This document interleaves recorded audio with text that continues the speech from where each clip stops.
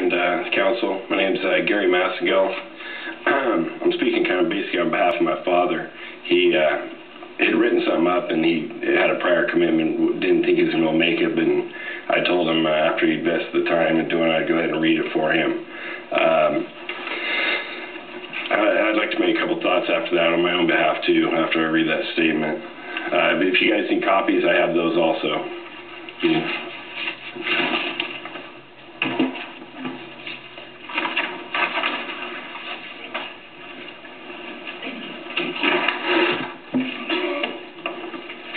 One more thing, can I get that on the proper? Is that possible?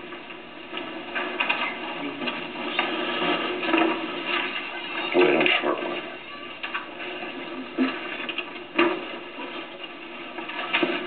Okay, to start with, I would like to make it perfectly clear that what I have to say tonight totally excludes Mayor Thurston and Councilman DeCetti, except for this short statement. I would like to applaud them both on adhering to the oath and the oath they serve, and to protect the safety of all citizens of Merced, to follow the creed of the Merced City Council, and most importantly, follow their hearts to do the right thing for the people they serve.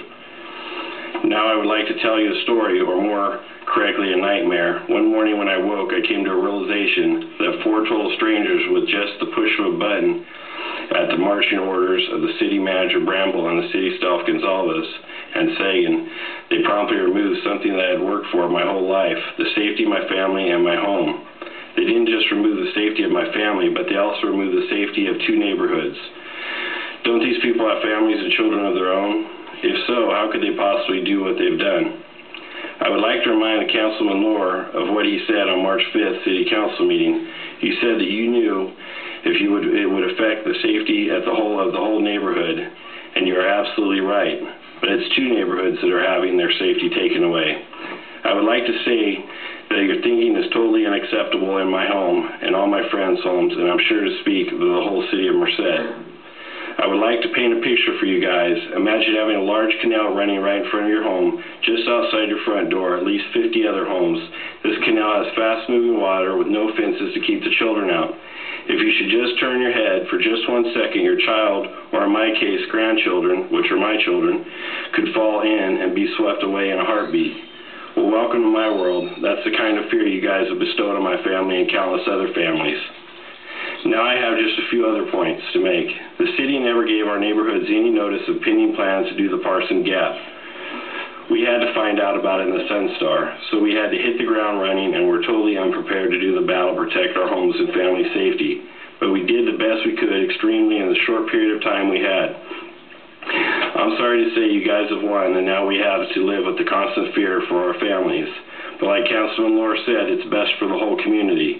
I guess it's a sacrifice we all have to make, but it's not any sacrifice for the guys or your families, is it? I hope you all remember at the same March 5th meeting, you can buy the DVD. If you don't remember, it's only $5, but they probably would make you a special deal. The council is supposed to vote on whether or not to accept the $400,000 grant after all the concerned citizens spoke, asking for you not to do the gap. Councilman Pedroza asked City Staff Gonzalez what would happen if the council put the grant on hold for a while longer. Gonzalez quickly informed Councilman Pedroza that the grant had already been accepted by the city. I asked him, why did we take all the time to gather hundreds of signatures and do a postcard campaigning if this was already a done deal? The same is true for the last council meeting. When you were there to decide to accept the bid on the gap, it is my understanding, I'm sure we can find the documents to prove it. It had already been signed days earlier. Again, why do the people try to voice their concern when it's already a done deal? So tonight we're asking you not to fill Mr. Randall's right pockets with $330,000 for the property that the city doesn't need. But why ask? Because I'm sure the ink is already dried on this deal also. I have one more empty request. Please take the Parsons extension out of the general plan, or at the very least, find out how the people of Merced feel about you continuing with this road and spending these large sums of hard-earned tax money that could be used for much-needed road repairs all over this town. I have also attached a copy of the Merced City's Council Creed to refresh your memories for who it is you work for, as I am sure in the oath of your office you all swore to protect the safety of all our citizens of Merced, Do you really think that's what you were doing for all the children? Again, I would like to thank Mayor Thurston and Councilman DeSetti for not following the marching orders of City Manager Bramble and City Staff Gonzalez and Sagan.